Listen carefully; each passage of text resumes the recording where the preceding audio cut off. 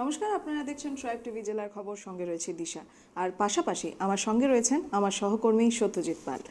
আর আজ যে বিষয়টি নিয়ে আমরা কথা বলবো, অর্থাৎ যে লোকসভা কেন্দ্রটি নিয়ে কথা হবো, সেটি হচ্ছে গিয়ে হাওড়া। আপনারা ইতিমধ্যে দেখেই নিয়েছেন যে আজ হাওড়া লোকসভা কেন্দ্র হচ্ছে আমাদের আলোচ্য বিষয়। আর এই হাওড়ায় লোকসভা নির্বাচন অনুষ্ঠিত হবে পঞ্চম দফায়, অর্থাৎ 23শে মে। তো সেই ক্ষেত্রে আমরা যেটা নিয়ে আজ আলোচনা করব যে হাওড়ায় মূলত কোন কোন প্রার্থীদেরকে বেছে নেওয়া হয়েছে, আর পাশাপাশি তাদের যে আজ পর্যন্ত যে এই রাজনৈতিক মহলের মধ্যে যে ধরনের গুঞ্জন তাদেরকে নিয়ে এতদিন ধরে চলছিল, আর সেই সমস্ত কিছুর অবসান ঘটিয়ে তারা যে আজ প্রার্থী তালিকায় স্থান পেয়েছেন, আর পরবর্তীতে তাদের কী ধরনের পরিকল্পনা রয়েছে, সে সমস্ত কিছু নিয়ে আজ বিস্তর আলোচনা করব। তবে তার আগে আমরা দেখে নেব এই প্রতিবেদন।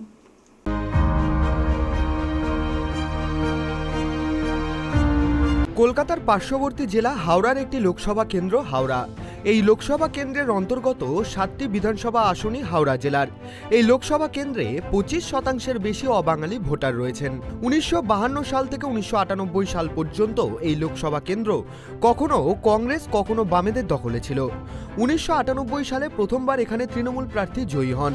বছর ঘুরতে না ঘুরতেই আসনটি পুনরুদ্ধার করে সিপিআইএম। তবে 2009 সাল থেকে এই আসনটি বাংলার শাসক দল তৃণমূলের দখলে। এখানকার বর্তমান সাংসদ প্রসূন বন্দ্যোপাধ্যায়। হাওড়া লোকসভা কেন্দ্রের অন্তর্গত 7টি বিধানসভা আসন হল বালি, হাওড়া উত্তর, হাওড়া মধ্য, শিবপুর, হাওড়া দক্ষিণ, সাকরাইল এবং পাঁচলা। 21 বিধানসভা নির্বাচনে 7টি আসনেই জয়লাভ করে তৃণমূল প্রার্থীরা। 2009 সালের লোকসভা নির্বাচনে তৃণমূলের টিকিটে এই কেন্দ্রে জয়ী হয়েছিলেন অম্বিকা বন্দ্যোপাধ্যায়। তার প্রয়াণের জেরে 2013 সালে এই কেন্দ্রে উপনির্বাচন হয়। প্রাক্তন ফুটবলার প্রসূন বন্দ্যোপাধ্যায়কে প্রার্থী করে ঘাসফুল শিবির। নির্বাচনে জয়ী হন তিনি। 2014 সালের লোকসভা ভোটে তাকেই প্রার্থী করে তৃণমূল। সিপিআইএম এর টিকিটে প্রতিদ্বন্দ্বিতা করেন শ্রীদীপ ভট্টাচার্য, আর বিজেপি প্রার্থী করা হয়েছিল অভিনেতা জর্জ বেকারকে। তৃণমূল প্রার্থী প্রায় 2 লক্ষ ভোটে জেতেন। এই নির্বাচনে দ্বিতীয় ও তৃতীয় স্থানের লড়াই দেখা যায়। জয়ী প্রসূন বন্দ্যোপাধ্যায় পান 4,88,461 ভোট। দ্বিতীয় স্থানে থাকা শ্রীদীপ ভট্টাচার্য পান 2,91,505 ভোট। আর তৃতীয় স্থানে থাকা জর্জ বেকার পান 2,48,120 ভোট। 11,25,728 জন ভোটার তাদের মতামত জানিয়েছিলেন। 2019 সালেও প্রসূন বন্দ্যোপাধ্যায়কে প্রার্থী করে তৃণমূল। বিজেপির টিকিটে প্রতিদ্বন্দ্বিতা করেন রন্তিদেব সেনগুপ্ত। 19-এর নির্বাচনে এই কেন্দ্রে মূলত তৃণমূল ও বিজেপির মধ্যে লড়াই হয়। তৃণমূল প্রার্থী প্রসূন পান 5,76,711 ভোট, আর বিজেপি প্রার্থী রন্তিদেব পান 4,73,016 ভোট। 1,03,695 ভোটে জেতেন প্রসূন বন্দ্যোপাধ্যায়। 19-এর নির্বাচনে এই কেন্দ্রে 12,22,708 ভোট পড়েছিল। 2024 সালে এই আসনে বিদায়ী সাংসদ প্রসূন বন্দ্যোপাধ্যায়কেই প্রার্থী করেছে তৃণমূল। সিপিআইএম প্রার্থী করেছে সব্যসাচী চট্টোপাধ্যায়কে, আর বিজেপির টিকিটে প্রতিদ্বন্দ্বিতা করবেন রথীন চক্রবর্তী। প্রসূনকে টিকিট দেওয়ার বিরোধিতা করে সরব হয়েছিলেন মমতা বন্দ্যোপাধ্যায়ের ভাই স্বপন বন্দ্যোপাধ্যায়। তার জেরে ক্ষুব্ধ মমতা জানিয়ে দেন ভাইয়ের সঙ্গে কোনো সম্পর্ক নেই তার। এখন দেখার 2009 সাল জেতা আসন তৃণমূল ধরে রাখতে পারে কিনা। Bureau report, tribe TV Bangla. একেবারে। আর হাওড়া লোকসভা কেন্দ্র কিন্তু বলতে গেলে 2009 থেকেই তৃণমূলের শক্ত ঘাঁটি হয়ে দাঁড়িয়ে আছে, কি তাই তো সত্যজিৎ বাবু? আর যেমনটা জানতে পারা যাচ্ছে যে আমাদের যে সমীকরণ, আমরা এই আজকের এই লোকসভা নির্বাচন নিয়ে আলোচনার ক্ষেত্রে আমরা যে হিসেবটি করেছি, দেখা যাচ্ছে যে তৃণমূলের ক্ষেত্রে প্রার্থী কিন্তু প্রত্যেকবারই একইভাবে রয়েছে। আর সেই ক্ষেত্রে বিজেপি এবং সিপিআইএম এর প্রার্থী তালিকায় কিন্তু বারবার বদল ঘটেছে। আর সেই ক্ষেত্রে এবার 2024-এও তৃণমূল প্রার্থী হয়ে হাওড়া লোকসভা কেন্দ্র থেকে লড়ছেন প্রসূন ব্যানার্জি। তবে সেই ক্ষেত্রে খানিকটা আমরা ইতিহাস ঘেটে নেব, আর সেই বিষয়টা জানবো আমাদের সহকর্মী সত্যজিৎ বাবুর কাছ থেকে।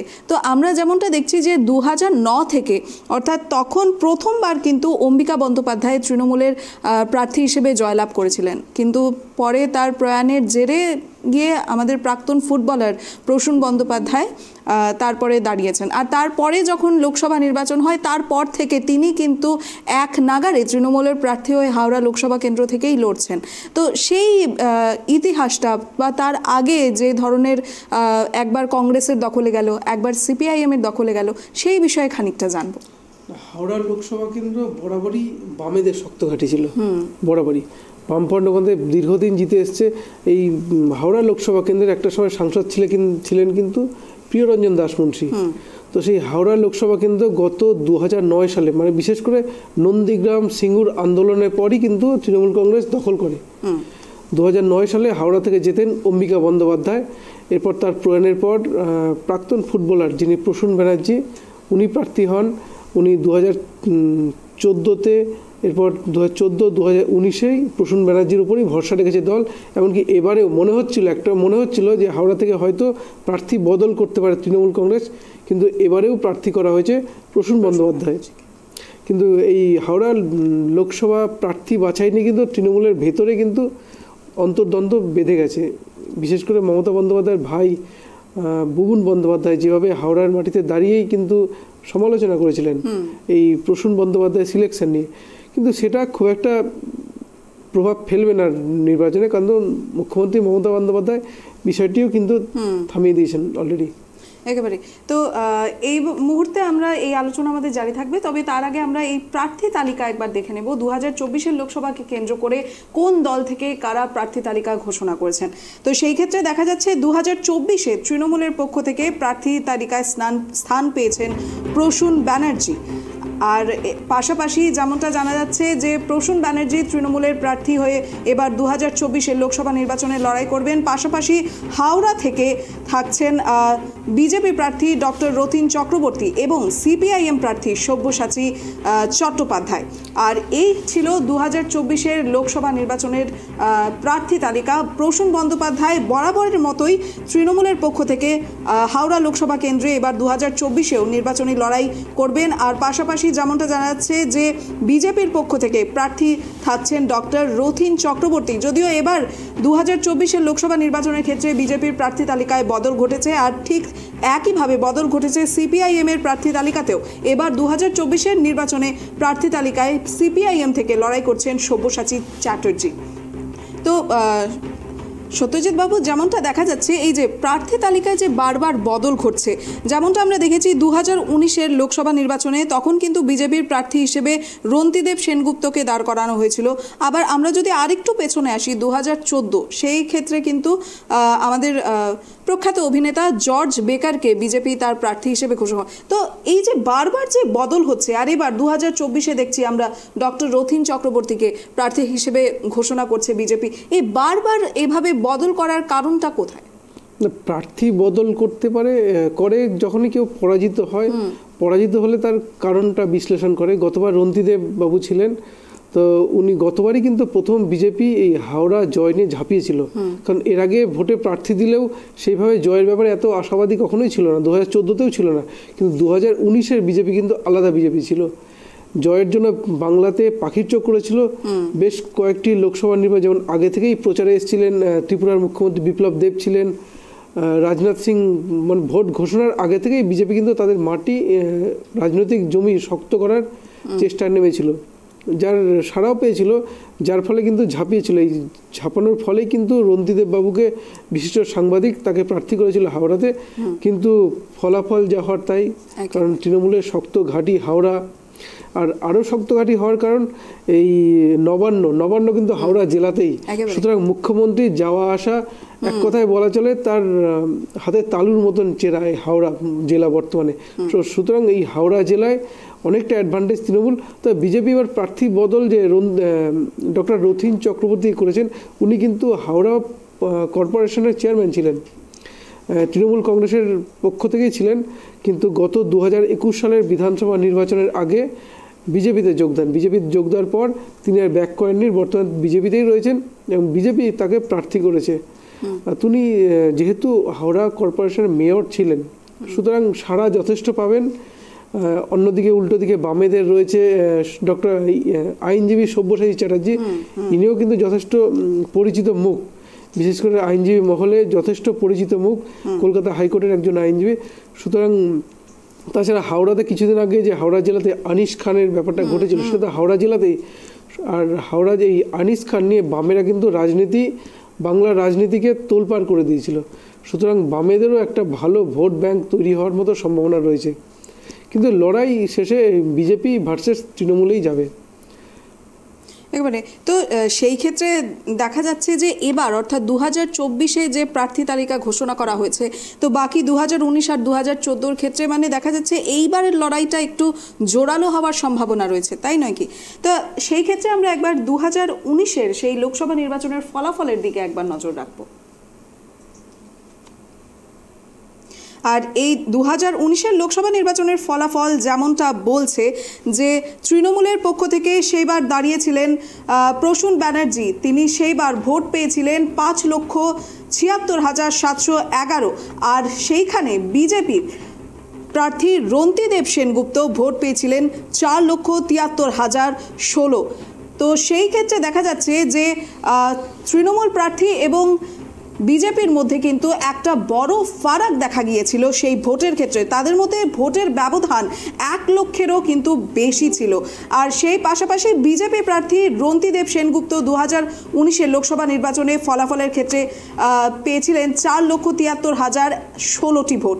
এদিকে তারই বিপরীতে সিপিআইএম প্রার্থী সৌমিত্র অধিকারী 1,05,547 এবং কংগ্রেস থেকে শুভ্রা ঘোষ 32,107।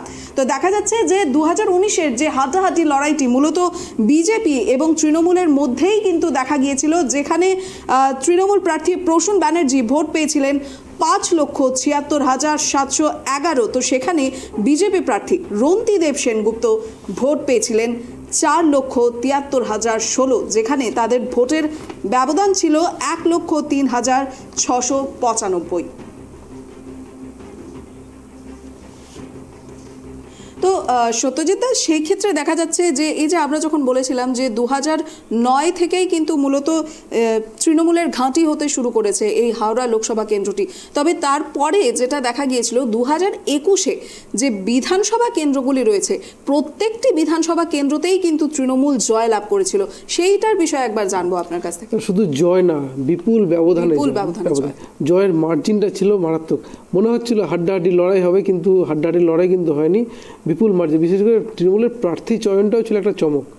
বিশেষ করে প্রাক্তন ক্রিকেটার মনোজ তেওয়ারি ছিলেন শিবপুর থেকে প্রার্থী, এছাড়া আরও বেশ কয়েকজন হাওড়া বেশ কয়েকটা প্রার্থীতে কিন্তু চমক ছিল, যার ফলেই কিন্তু ভোটের পার্সেন্টেজে অনেকটা তৃণমূলের পক্ষেই যায়। কিন্তু যেখানে শিবপুর যদি বলি, মনোজ তেওয়ারি পেয়েছিলেন 92,372 ভোট, তুলনায় বিজেপি পেয়েছিল 59,769 ভোট। সুতরাং এই যে ফারাকটা, এটা মারাত্মক ছিল। সুতরাং সেদিক দিয়ে গতবারের ভোটের পার্সেন্টেজ, এবারের ভোটের পার্সেন্টেজ যদি দেখি, তৃণমূলের পাল্লা অনেকটাই ভারী। আরও কিছু বালি বিধানসভা কেন্দ্রে তৃণমূল পেয়েছিলেন 53,347 ভোট, অন্যদিকে বিজেপি পায় 47,110 ভোট। হাওড়া উত্তরে Trinamool 71,575 vote, BJP 66,053 vote. Sankrail থেকে তৃণমূল পেয়েছিল 1,11,888, বিজেপি পেয়েছিল 71,461 ভোট। সুতরাং ভোটের ডিফারেন্সটা কিন্তু অনেকটা বেশি। যদিও এই হাওড়া জেলাতে একটা সংখ্যালঘু বড় অংশে রাখছে, বামেরা কতটা টানতে পারে সেটা একটা ফ্যাক্টর। কারণ আনিস খান নিয়ে বামেরা কিন্তু প্রবলভাবে ঝাঁপিয়েছিল। আমরা জানি বামেদের যিনি মীনাক্ষী মুখোপাধ্যায়, তিনি বেশ কয়েকবার এই আনিস খান নিয়ে আন্দোলন করে কিন্তু গোটা বাংলা তোলপাড় করে দিয়েছিলেন। এবং বামেদের যে জমি কিছুটা ফিরে আসা আমরা যে বলি, তো সেটা কিন্তু আনিস খানের মৃত্যুর ঘটনা নিয়েই হয়েছিল, অন্য কোনো আন্দোলন নিয়ে কিন্তু হয়নি। সুতরাং এই হাওড়া থেকে বামপন্থীরা কতটা ভোট টানতে পারে সেটা একটা ফ্যাক্টর। কিন্তু যদিও বলি, যতটাই ভোট টানুক, যতটা ডক্টর রথীন চক্রবর্তীর ইমেজ, পৌরসভা চেয়ারম্যান হিসেবে ইমেজ, বা যেহেতু লোকসভা নির্বাচন, সুতরাং কেন্দ্রীয় দলকে বেশি সমর্থন একটা পরিস্থিতি তৈরি হোক, তবু বলবো যেহেতু নবান্ন হাওড়া জেলার মধ্যেই অবস্থিত, মুখ্যমন্ত্রী প্রত্যেক দিনই হাওড়া জেলা যাতায়াত করেন, যেটুকু করেন নবান্নেতেই তো হাওড়া। সুতরাং সেদিক দিয়ে বলবো তৃণমূলের ক্ষেত্রে পাল্লা অনেকটা ভারী, অনেকটাই। একেবারে। তো সেই ক্ষেত্রে আরেকবার মানে আমরা একটু ঘুরে দেখব যে এই যে প্রসূন ব্যানার্জি, তার যে এই লোকসভা নির্বাচনকে ঘিরে যে তার যে সমীকরণটি, অর্থাৎ এই যে প্রচার করা বা এলাকার উন্নয়ন থেকে শুরু করে এই ধরনের সমস্যা মেটানো, এই জিনিসগুলোর মধ্যে তিনি কি ধরনের সমীকরণটা করছেন? না, সমীকরণ প্রসূন ব্যানার্জি মূলত রাজনীতিবিদ নন, উনি একজন ফুটবলার। সুতরাং এই সমীকরণটা এটা রাজনৈতিক ব্যক্তি যারা রয়েছেন জনপ্রতিনিধি আর হাওড়া জেলায় বা তৃণমূলের সর্বোচ্চ নেতৃত্ব তারাই মূলত এগুলো ঠিক করেন। কারণ ফুটবলার তো রাজনীতির সঙ্গে এতও সেভাবে মেলে উঠতে পারেন না, তারা বোঝেন না। এই যে একটা কথা বলি, যেমন বকটুই কাণ্ড ঘটলো, মুখ্যমন্ত্রী তো অন্য কাউকে পাঠাতে পারতেন, অভিষেক বন্দ্যোপাধ্যায়কে পাঠাতে পারতেন, কিন্তু প্রথমে উনি কিন্তু সিলেক্ট করেছিলেন ফিরহাদ হাকিমকে। তো এই যে রাজনীতিবিদ হিসেবে বোঝা, এটা কিন্তু রাজনীতিবিদরাই পারেন। এটা ফুটবলার বলো বা অভিনেতা অভিনেত্রী বলো, এরা কিন্তু সেভাবে অন্তত এইভাবে ম্যানেজ করাটা অতটা হয়ে ওঠে না। এক্ষেত্রে রাজনীতিবিদরা এই জিনিসটা খুব ভালো বোঝেন। তো সেই ক্ষেত্রে মানে কোথাও বলতে পারবো আমরা যে প্রসূন ব্যানার্জি মানে জনপ্রিয়তার খাতিরে তিনি জয়লাভ করে যাচ্ছেন, এরকম কিছু না। জনপ্রিয়তা শুধু নয়, জনপ্রিয়তা সেটা একবার হয়, প্রথমবারে। সংগঠনটা অত্যন্ত গুরুত্বপূর্ণ। রাজনীতিবিদদের জয়ের ক্ষেত্রে সংগঠনটা অত্যন্ত গুরুত্বপূর্ণ। তৃণমূলের সংগঠন ব্যাপক সংগঠন হাওড়া জেলাতে, বিশেষ করে গত 21-এর আমরা দেখেছি সংখ্যালঘু ভোট যেটা বামেরা কিছুটা পেত, কংগ্রেস কিছুটা পেত, সেটা কিন্তু ম্যাক্সিমামই পেয়েছিল তৃণমূল কংগ্রেস। তার কারণ স্ট্র্যাটেজি, অবশ্যই রাজনৈতিক স্ট্র্যাটেজি, তারপরে সংগঠনটা তৃণমূল কংগ্রেসের যেহেতু গত 13 বছর থেকে ক্ষমতায়, সুতরাং সংগঠনটা খুব মজবুতভাবেই তৈরি করেছে। ওই যে কালকে একটা জিনিস আমরা দেখছিলাম যে বীরভূমের তৃণমূল নেতা কাজল শেখ বলছিলেন যে বুথ এজেন্ট, পোলিং এজেন্ট দিতে পারে বিরোধী দল। তো সেটা কিন্তু বিরোধী দলের দেওয়া কিন্তু সম্ভব নয় হাওড়া জেলাতেও, কারণ তারা হয়তো বুথ কমিটি সেভাবে গড়ে উঠতে পারেনি। কিন্তু সেইখানে তৃণমূল কিন্তু অনেকটা অ্যাডভান্টেজ, বিশেষ করে সংগঠনটা অত্যন্ত গুরুত্বপূর্ণ। বেশ, তাহলে এবার 2024-এ আমাদের যে কনস্ট্যান্ট প্রার্থী রয়েছেন তৃণমূলের পক্ষ থেকে প্রসূন ব্যানার্জি, তিনি কি বলছেন একবার শুনে নেব। হাওড়াতে আমি থাকি, প্রত্যেকে গেছি, এবং আগের থেকে না, কে সিপিএম করে কে বিজেপি করে, আমার কাছে আসে আমি কাজ করে দিতাম। আমার লড়াই 1 মাস, এই লড়াইটা হচ্ছে আমি কি কাজ করেছি, মানুষের পাশে দাঁড়িয়েছি এইটা। এবং মমতা ব্যানার্জি তো মানুষ আছেন, অভিষেক মানুষ আছেন, আর মমতা ব্যানার্জি আমাকে নিজে বলেছেন তোমাকে দাঁড়াতে হবে। আমার ভালো লাগছে, ভীষণ ভালো লাগছে। সব জায়গায় যাচ্ছি, সবাই ভালো বলছে, প্রসন্ন ভোটে জিতবে সব সময়। কিন্তু কত ভোটে জিতবো না, তবে 1 লাখ কোটির ওপরে জিতবো, মার্জিন বাড়বে, কিছু করার নেই। এদের বার্তা ভালো থাকছে তো, সুন্দর পরিবার। এখানে আসি তো আমি আগে বেশি আসতে পারিনি, ঢুকতে দিচ্ছিল না বোধহয় আমাদের। হ্যাঁ, ইয়ার্কি মেরে বলা, কিন্তু সুন্দর পরিবেশ। এদের একটাই বলা, আমাদের দলের টিম, আমরা মমতা দিকে তাকিয়ে চলবো। মমতা ব্যানার্জি বলে তার আমি দেখিনি, দেখবো না। 100 বছর একটা মমতা। এই জন্য আমরা সবাই মিলে মমতা দি বলেছে প্রসূনকে জেতাতে হবে। সবাই মিলে যারা ভালোবাসেন প্রসূনকে ভোট করে জেতাবেন, সেটা আমার গর্ব। আর আমি যখন ওদের কাছে বলবে আমি অবশ্যই আছি, আমি তো বাইরের লোক না, বললেই আসবো।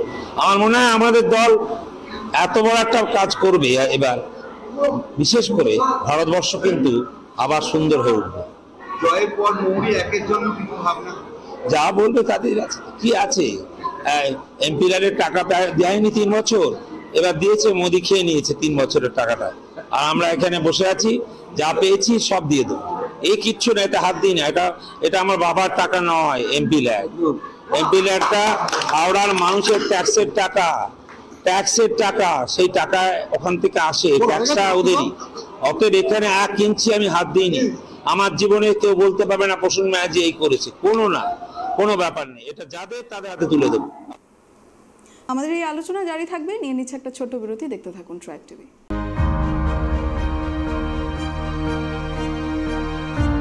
বেশ, তাহলে সত্যজিৎ, আমরা মানে ওনার কথা থেকেও অনেকটা বুঝতে পেলাম তিনি কিন্তু খুব একটা মানে মাটির সঙ্গে জুড়ে থাকা মানুষ। মানে অর্থাৎ অনেক আমরা নেতা মন্ত্রীদেরকে দেখি যে তারা খুব রব নিয়ে কথা বলেন, তেমনটা কিন্তু তার বক্তব্যে কোনোভাবেই প্রকাশ পেল না। তো এটাও এক ধরনের প্লাস পয়েন্ট হয় এই নির্বাচনের লড়াইয়ের ক্ষেত্রে।